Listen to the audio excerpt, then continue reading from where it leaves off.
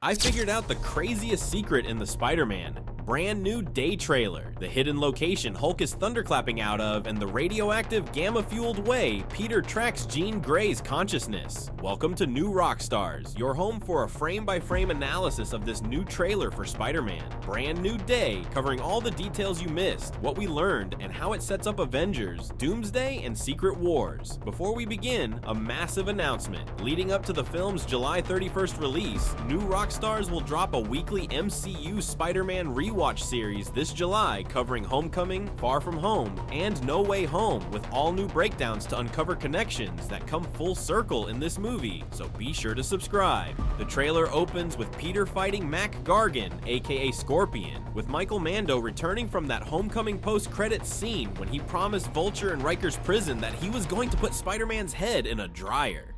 Mac has broken out with an awesome tech-based Scorpion suit, and I love this shot where the stinger is right in Peter's face, raising the question of where he got this suit. Some well-funded backer must be supplying him, which could easily be Oscorp. The craziest detail here is that Peter crashes past two DODC soldiers who are completely frozen in place, affected by Sadie Sink's character's consciousness body-hopping powers that we see affecting people throughout New York, and under his mask, Peter's eyeball is all black, suggesting his new physical spider puberty is activating. Next, we see Peter watching Ned's Instagram post where Ned says, "Final semester MIT."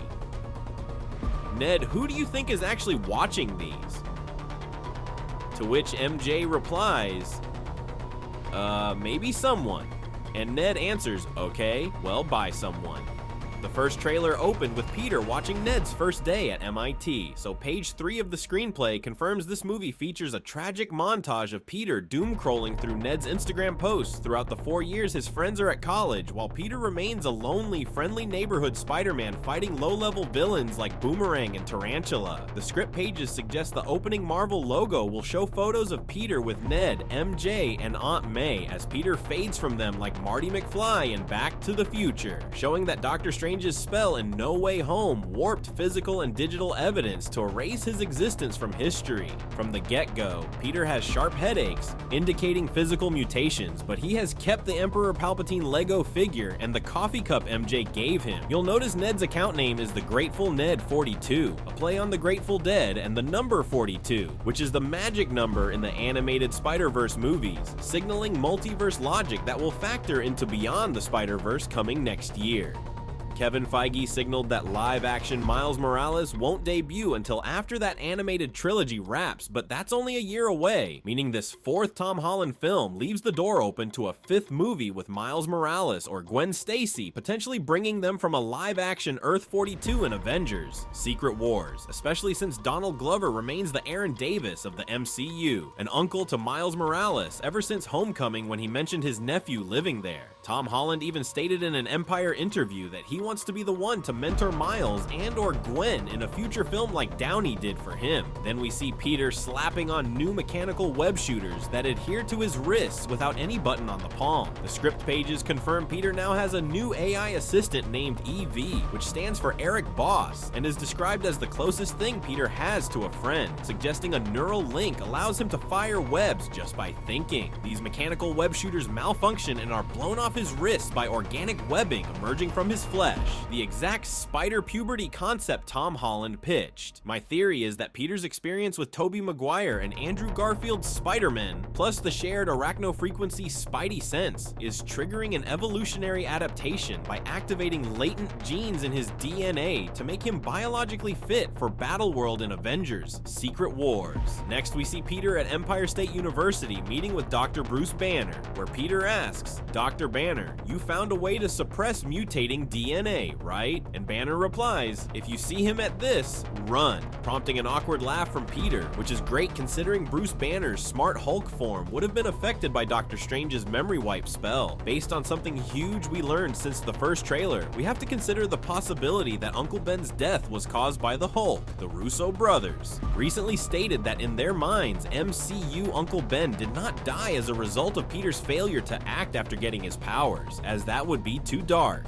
Since MCU, Peter was the little kid in the Iron Man mask at the Stark Expo in Iron Man 2, and those events happened concurrently with the Battle of Harlem in the 2008 Incredible Hulk movie. The accident that befell Ben Parker could have been the collateral destruction of Hulk and Abomination beating the crap out of each other while Peter and May were up in Flushing. Now, the wrist device Bruce Banner shows Peter looks significantly different than the version in She-Hulk, and its screen reads Gamma Suppressor Active, which is the key to a lot in this movie, as New Empire magazine photos show Peter's new web shooters with glowing green parts, meaning Peter develops anti-gamma webbing to restrain the Hulk. The fact that this movie uses the term mutation is a big deal because Marvel Studios was legally prohibited from using the word mutant or its variants following the Disney/Fox deal for Age of Ultron. But now that legal distinctions have changed, Marvel is cooking up some world logic for how mutants are emerging in the MCU. In this classroom, Banner is lecturing about lattice quantum chromodynamics, QCD, meaning Hulk is exploring a way to invert gamma radiation on a subatomic level. And outside in the quad, Peter asks Banner if they can use his tech to get rid of the bad aspects but keep the good, making the same naive request he made to Doctor Strange. Somewhere in the background of this campus is Keith David playing Dr. Miles Warren, aka the Jackal, whom we heard lecturing about the rebirth of spiders in the March trailer. And since he is an ESU professor, he's probably wandering this quad. Then we see a shot from the March trailer where Peter smacks into a bird which sticks to his chest, causing him to crash land into a fancy wedding and completely take out a 4-tiered cake,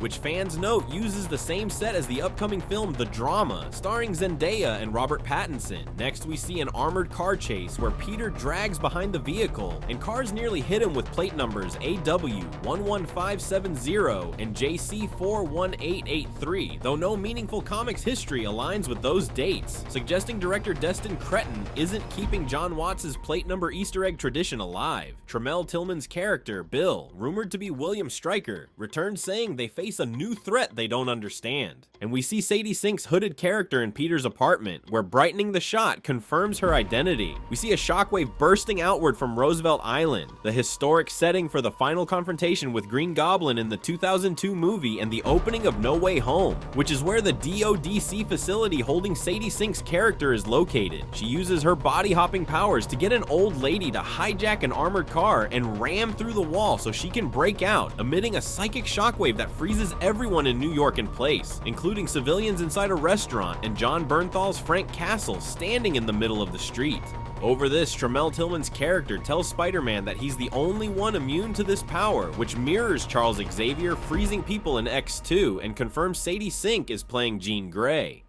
There are two solid rationales for introducing Jean Grey now. One, the MCU needs future X-Men anchored in the 616 universe before the incursions, allowing her to burn out the Phoenix Saga arc in Secret Wars. And two, her mutant powers could stem from the fragments of Wanda Maximoff destroyed in Multiverse of Madness. Why is Peter immune to Sadie Sink's powers? His Spidey sense acts as a firewall against psychic attacks, much like how he could puppet his own physical body after Doctor Strange pushed his astral form out in No Way Home. Because he's immune, Peter uses AR technology in his eyepieces to track Jean Grey's consciousness, hopping from body to body with corresponding numbers, allowing him to track the specific gamma radiation signature of her mutant consciousness. The consciousness pings up across the party to a helicopter tagged Just Married, John and Lucy, which could be J. Jonah Jameson's son John, meaning Spider-Man might ruin another Jameson wedding, just like in Spider-Man 2. We see shots of the party hosted by Ned that Peter crashes, featuring Tame Impala's Loser, which stars Joe Keery, a popular fan cast for Harry Osborn, in the music video, while Sadie Sink famously starred in Taylor Swift's All Too Well music video,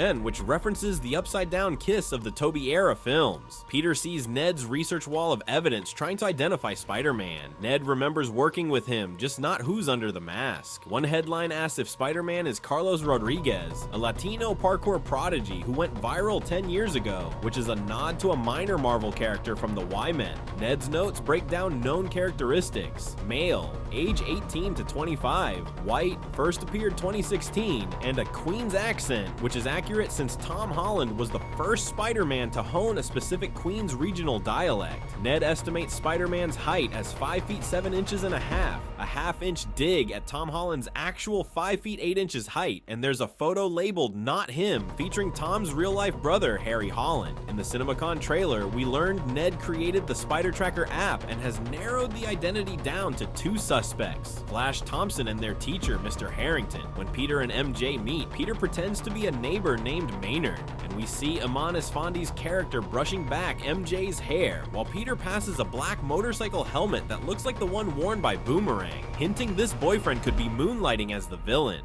Finally, Ned and MJ discuss a job offer MJ turned down because she didn't want to work for a soulless corporation, and since this is a Sony film, they are going to make it a Spider-Man specific entity like Oscorp Alchemax or Horizon Labs, suggesting this company is backing one of the villains before an explosion of webbing blows Spider-Man out onto the sidewalk, right before Jean's consciousness hopping continues into 3 more pedestrians, with one shouting, "Yo, Spider-Man, you okay? Can you get rid of that monster?"